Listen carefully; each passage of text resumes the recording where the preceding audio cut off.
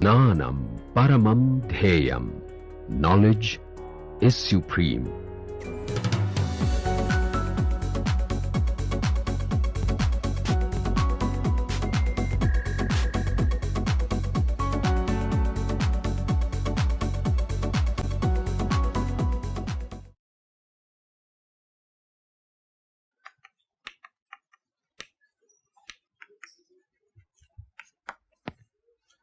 So, now we are going to discuss the conditions in which a diatomic molecule, let us say, can absorb microwave radiation of the correct frequency.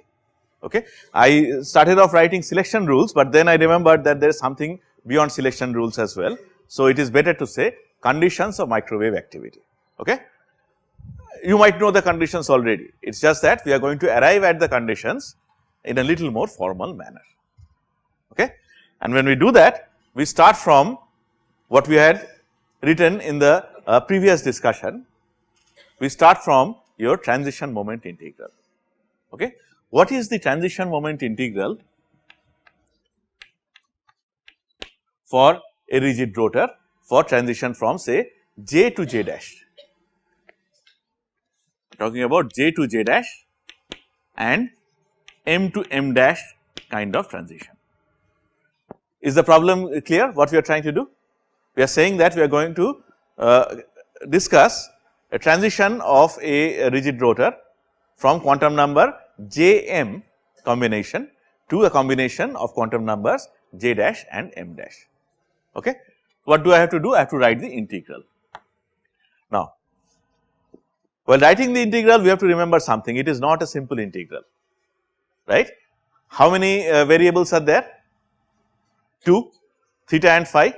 So, the integral has to be over theta as well as over phi. So, I do not know about you, but when I was your age, I used to get extremely scared whenever anybody wrote something like this. Like one integral is bad enough. So, if somebody writes two integrals one beside the other, then that would scare me, but I am sure you are braver and you are better in mathematics than what I used to be or I am. So, I hope this will not scare you. Okay. All I mean is that first we are going to integrate this, and then whatever we get, we integrate that with respect to the second variable, and we do not even have to do that. As you know, we are going to be able to write this as a product of two integrals. Two integrals, 1 over theta, 1 over phi. I am going to write the limits soon. Okay. So, let us write this. Remember what transition moment integral is? Integral psi star mu psi, right, psi f star mu psi I. What is psi f star here? Well, I can write the normalization constants out already.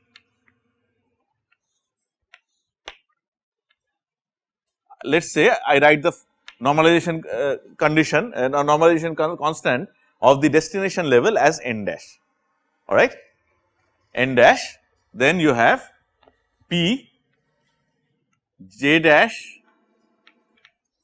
M dash in cos theta. Achha. Ideally I should have written P star, but as you, I hope you know, these polynomials in cos theta are actually all real.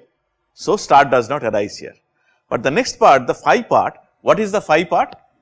E to the power I m dash phi, is not it?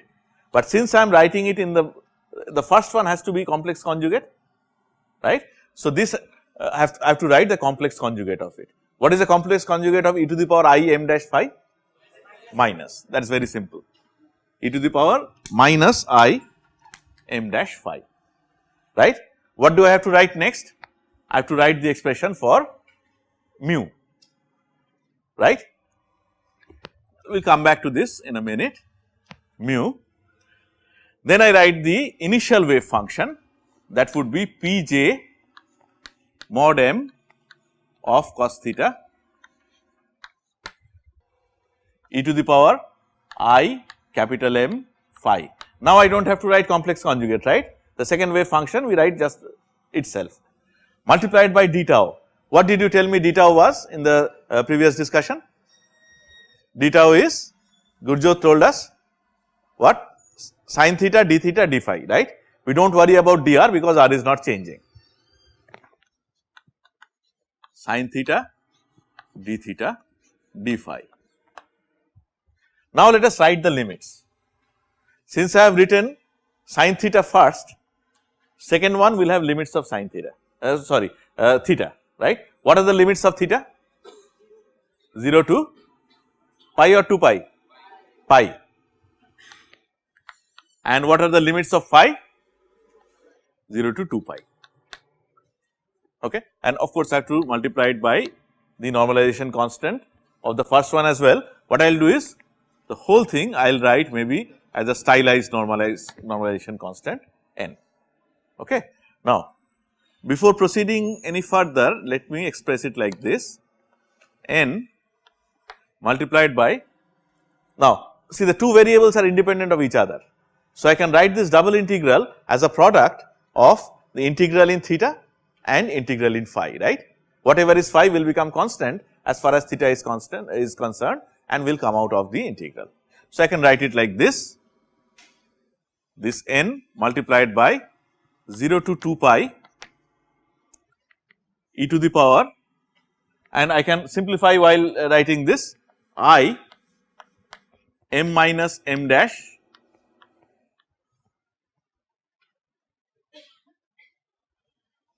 but hold on, before I can do that I should know what I will write for mu, okay, what I will write for mu.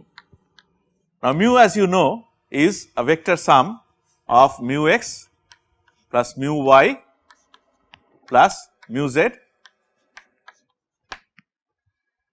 right, and you have told me in the previous discussion that mu z is equal to mu 0, okay, again I will write mu 0 here, mu 0 cos theta, this one is mu 0 sin theta sin phi, and this one is mu 0 sin theta cos phi, right. So, instead of this mu 0 I should write this sum, and the moment I write this sum it becomes apparent that I have to do it in 3 different steps. First I have to work with say mu x, then with mu y, then with mu z separately, okay. Since mu x and mu y are very similar, what I will do is I will work with mu z first. To start with, let us only consider this mu z. Now I can go ahead and I can write this. If I am working with only mu z, then what happens? I will write mu 0 cos theta, right. So, no component of phi here. So, as far as the first integral is concerned, it is complete.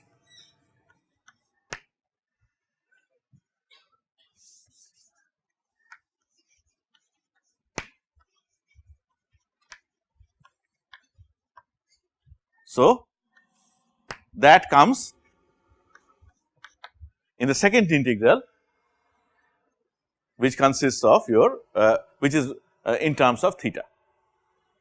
Is this clear, or did I manage to confuse you in the last couple of minutes? I managed to confuse you in the last couple of minutes. Yes. Sorry, e raised to the power? Oh, right, phi is missing. Okay, good. If that is the case, then I did not confuse you in the last few minutes. Good. Are we clear so far? Can I go ahead? Before I go ahead, what is mu 0? That is a constant, isn't it? Doesn't depend on theta, doesn't depend on phi, doesn't depend well, does depend on r, but r is not changing. So I can take mu 0 outside. So I will write like this: n mu 0 integral 0 to 2 pi e to the power m minus m dash phi d phi integral cos theta multiplied by Well, I will write like this: P j dashed m dashed in cos theta multiplied by cos theta multiplied by P j mod m of cos theta multiplied by sin theta d theta. See if you have understood this. When we work with the z component of dipole moment, this is what my transition moment integral boils down to. Are we clear about that, or do we have any question? If you have a question, please ask now. Are we clear? Sure? So, first thing that we arrive at already before going any further is that if mu 0 equal to 0, then what happens? Then transition moment integral becomes 0 anyway, no matter what the other integrals are, and that means your molecule is not going to absorb any microwave radiation, irrespective of what is J, what is M. Okay? So, it turns out that a molecule has to be dipolar if it has to absorb any microwave radiation at all. Are we clear? So, which means that HCl is going to be microwave active, but H2 or Cl2 will not be microwave active. You need a permanent dipole moment for microwave activity. That is something that we arrive at right away before going any further.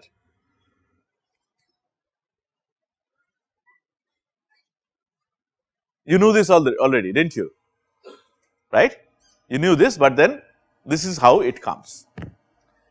Any question? We will come to that. Right now we are working only with Z. We are going to talk about X and Z, Y also, but then see, no matter which component you take, instead of mu 0 cos theta, if I wrote mu 0 sin theta sin phi, mu 0 would still come out, right. So, even when we work with X component or Y component of dipole moment, this permanent dipole moment will turn out to be an essential condition. Okay, good question. Permanent dipole moment can be anywhere, right. Permanent dipole moment is along the direction it is. See, if you take HCl, you know what the direction is. I do not know whether HCl is along X or along Y or along Z or along something. Okay. For some position, you can resolve it into components for any position, okay, which will bring us to an important question in the next class. Okay. Any other question? Understood everybody? What have we obtained so far? Point number 1, a molecule must have a permanent dipole moment for it to be microwave active. That is something we have established. Now we are going to go to the selection rules. Okay. To do that, let us handle these two integrals separately. Let us call this phi integral in phi, let us call this I1, and let us call this integral in theta I2. Okay. May I erase the first line?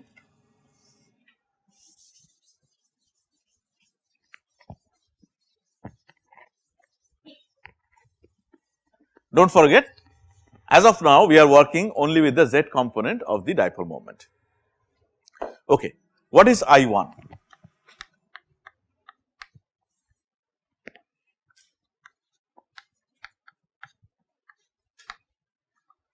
I am going to write this as delta m. Are you okay if you write this as delta m? M minus m dash delta m. It does not matter if you do not write e to the power delta m phi d phi. What is that equal to? In fact, in order to work out this integral, we need to consider two different conditions. One in which delta m equal to 0 and one in which delta m is not equal to 0. Okay. What happens when delta m is equal to 0? What does this integral boil down to? Then it becomes integral 0 to 2 pi d phi, which is equal to 2 pi, which is not equal to 0, right. So, we see that the integral is non-zero if delta m is not equal to 0. Okay. So, delta m not equal to 0 turns out to be a selection rule when you work with mu z. z component of dipole moment, right. So, we have already arrived at one selection rule which we may or may not have known earlier, okay. But as we will know, as we will see, this is not the only selection rule. Delta m can be something other than 0 when we talk about x component or y component of the dipole moment. Are we all clear? Sure? Okay. So, what we see is if delta m equal to 0, then the integral survives. What about the situation when delta m is non-zero? Then of course, this part is not valid anymore and you have to actually work this out. And to work this out, it is best if we switch over to the trigonometric form, okay. I hope we all know the trigonometric form. What is it?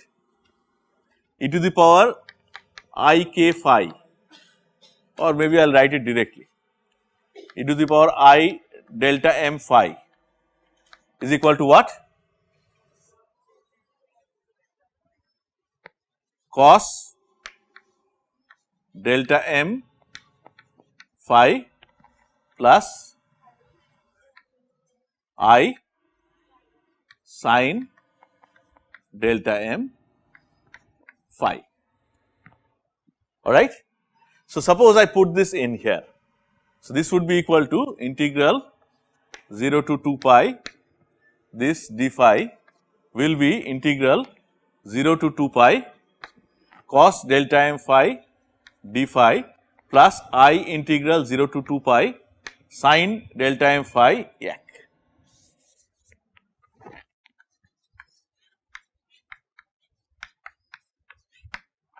D phi.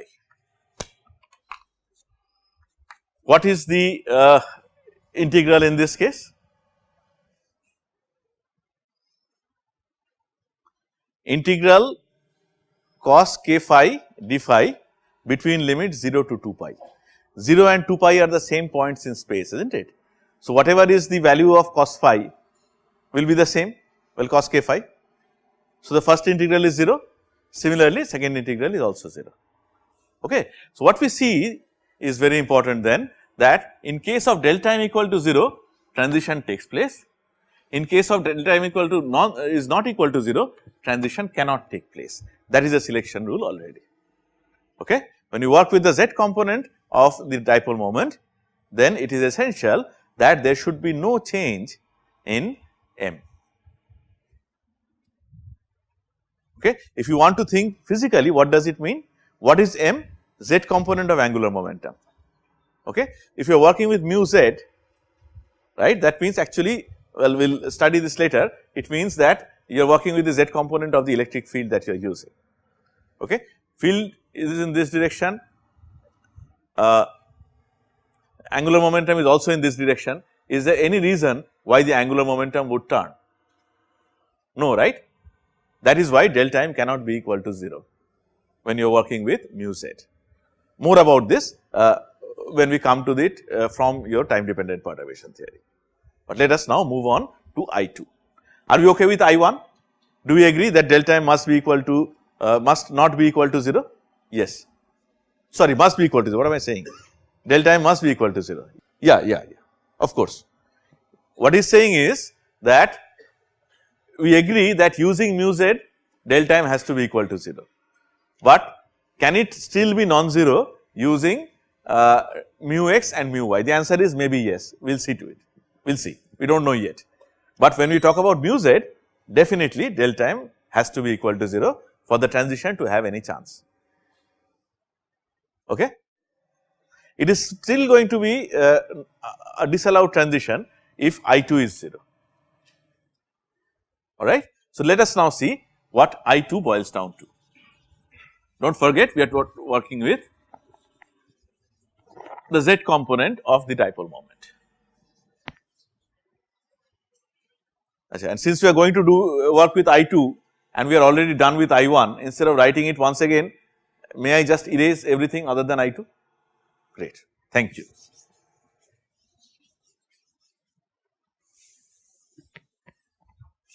this here is I2. Let me write this in a little simpler form. Let us say Z is cos theta. Okay. In that case, what is dz? Minus sin theta, d theta. All right. So, see in I2 I can write this as p j dashed m dashed of z. Instead of this cos theta I can write z. Instead of this one I can write p j mod m of z. And what is sin theta d theta? That is minus dz, right. So, I can write it as dz, and I can just swap the limits, isn't it. Instead of 0 to pi, theta equal to 0 to pi, it becomes theta equal to pi to 0. Did I go too fast? Your question? Sorry? Minus sign? Okay. Minus sign will come if I just write like this, theta equal to pi to theta equal to 0. Just switch the limits. Are we okay? Clear, Vikas? Okay. Now, there is another Vikas in class. Yes. Sorry? Yes. So, that is why I have written theta equal to pi and theta equal to 0. No, I will do that in the next step, but I thought that if I just write it right away, people might get confused. So, I will do it right now. So, when theta equal to pi, what is the value of z? Cos theta? Okay, let us do the easy one first. When theta equal to 0, what is z equal to cos theta? 1. And when theta equal to pi, what is z equal to cos theta? Minus 1 or plus 1? Sure? Huh? Okay, let me see. All sine tan cos, right? I remember this from my school days. All sine tan cos. So, it is minus 1. Minus 1 to plus 1. Do you agree with me that minus 1 to plus 1 for z, minus 1 to plus 1 covers all the possible values of z, right? Z is cos theta, right? Cannot be more than plus 1, cannot be less than minus 1. So, minus 1 to plus 1 for z is equivalent to minus infinity to plus infinity for a variable like say x Cartesian x. Are we clear with that? Maybe I should have written q so that you do not get confused. Anyway, now I have to evaluate this integral. To do that, I am going to use this recursion formula. See, I know already, isn't it? Z multiplied by Pjm of z is equal to A1 multiplied by Pj plus 1 m of z plus A2 multiplied by Pj minus 1 m into z, sorry, not into z, of z. Okay, I can substitute it there. So, instead of this, I can write A1 P j plus 1 mod m of z plus A2 into P j minus 1 mod m into z. Agree or disagree? Do we agree or do we not agree? Strongly agree. Strongly agree is an option, you are right. Strongly agree is an option. Is there anybody who disagrees, or is there anybody who has not understood what we are trying to do? No? Sure? Okay. So, I will just write it like this.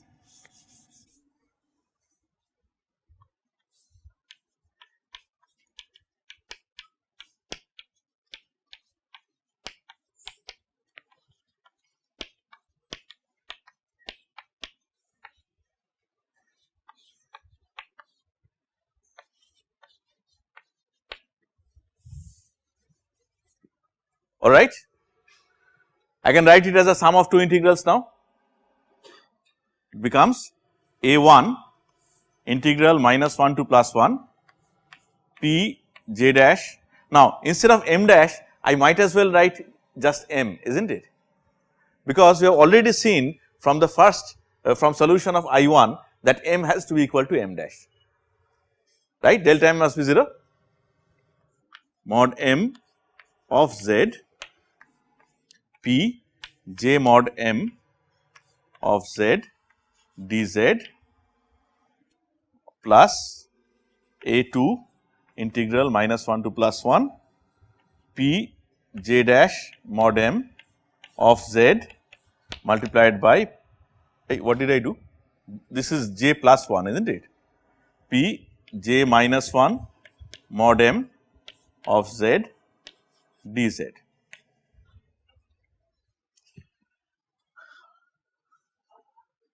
Maybe I should write it a little more neatly. I2 turns out to be a1 integral p j dash mod m of z between minus 1 to plus 1 multiplied by p j mod m of z dz plus integral minus 1 to plus 1 p j dash mod m of z multiplied by p j minus 1 mod m of z dz.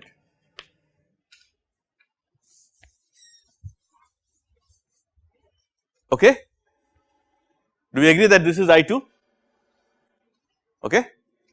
Now I ask you the question,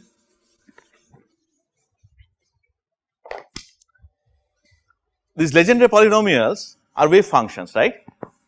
So if I think of different Legendre polynomials of the same set, will you agree with me that they form an orthonormal set, right? So a wave function multiplied by another wave function of the same set integrated over all space has to be equal to 0 if they are different, right, and has to be equal to, well, non-zero, ideally 1 if they are normalized, if they are same. Do you agree?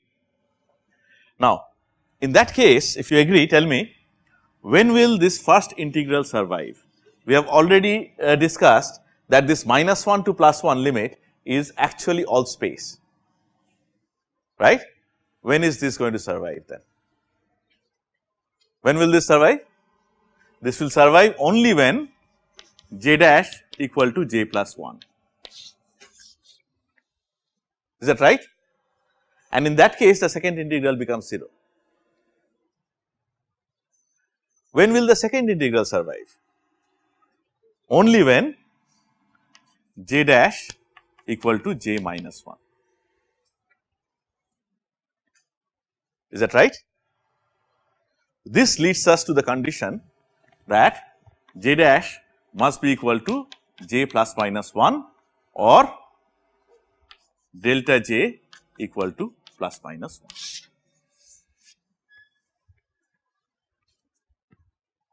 Is that right or is that right? It is right, and that is the selection rule that you are already familiar with. This is how it comes. Question, doubt, comment, nothing else? Sure? Yes. Yes. So, see, what I am trying to say is, if you are talking about mu z, then delta j equal to plus minus 1 is not the only selection rule. The other selection rule is delta m has to be equal to 0. So, it is actually a pair of selection rules, delta j equal to plus minus 1 and delta m equal to 0, and of course, mu 0 must be non-zero. These three together give you the condition for microwave activity if you are talking about the z component of the dipole moment.